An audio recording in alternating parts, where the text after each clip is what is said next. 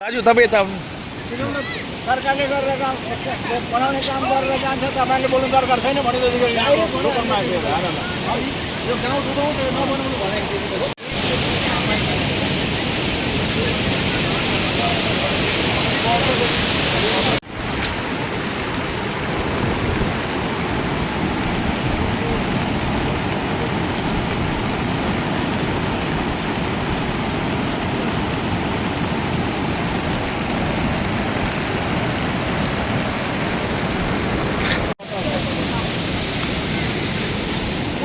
जाने बाटो छैन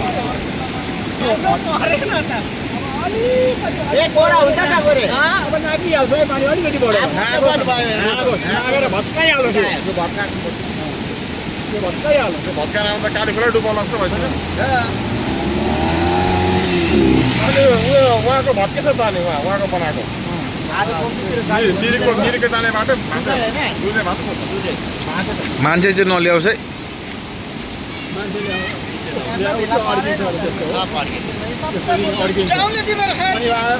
आएर यो भत्किहाल्छ नि हाम्रो लागि त भत्केकै राम्रो भाइ अलिक दाजु अलिकति यसो देखाउनु त खोला निकाल के पुरा हाल्यो जुन पानी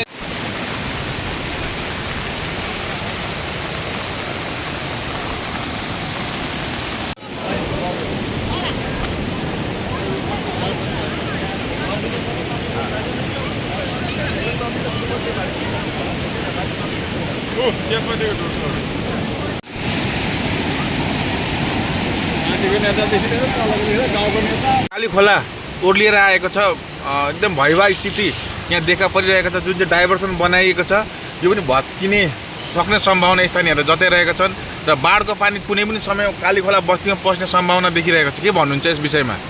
यो गत वर्ष अक्टोबर महिनामा जो बाढ आएको थियो, बाढ आएर यहाँ एउटा काली खोला ब्रिज थियो त्यसलाई भत्काएर लगेको थियो र त्यसपछि त्यही खोला हो यो आज एकदम भयावह भएर एकदम भुटानमा पानी आयो होला त्यसले गर्दा भयावह भएर आइरहेको छ।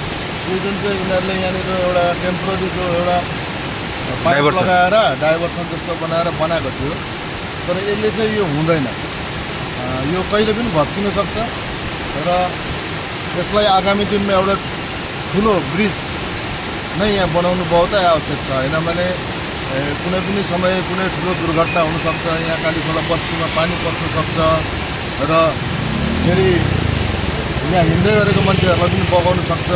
यो बहुतै एउटा सिरियस म्याटर भइरहेको छ। यस विषयमा तपाईँहरू सम्बन्धित विभागमा के जानकारी गराउनु? यसलाई त अवश्य नै हामी भन्छौँ किनकि यो त ब्रिज होइन। अब त्यतिखेर उनीहरूले बनायो जतिखेर विगत वर्ष जो बाढ आएको थियो यसलाई त एउटा डाइभर्सन हिसाबले उनीहरूले बनायो, यो त ब्रिज होइन। यहाँ ब्रिज बनाउनु बहुतै जरुरी छ।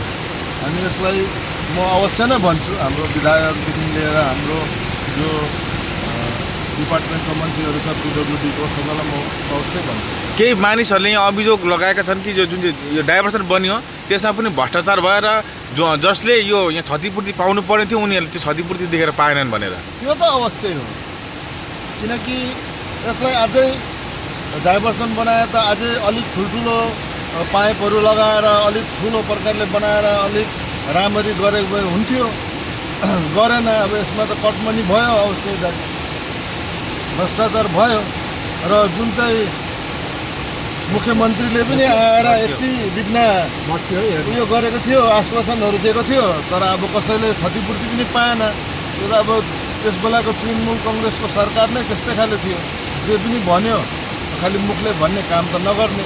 हामी प्रयास गर्छौँ यसलाई एउटा अस्थायी समाधान यसको निक्लोस् थियो र उहाँको घरको जमिनहरू पनि यहाँ तपाईँबाट के भन्नुहुन्छ? यहाँनिर यो खोला फेरि एकदम विकराल रूप यहाँ धारण गरिरहेको छ, कुनै पनि समयमा यो डाइभर्सन बनिएको ब्रिज भत्किने सम्भावना देखिँदैछ नि।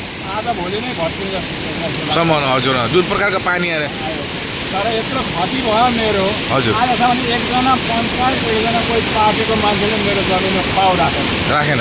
यहाँदेखि लिएर कहाँसम्म मेरो क्षति भयो? लगभग तपाईँको कति क्षति भएको थियो त्यतिखेर?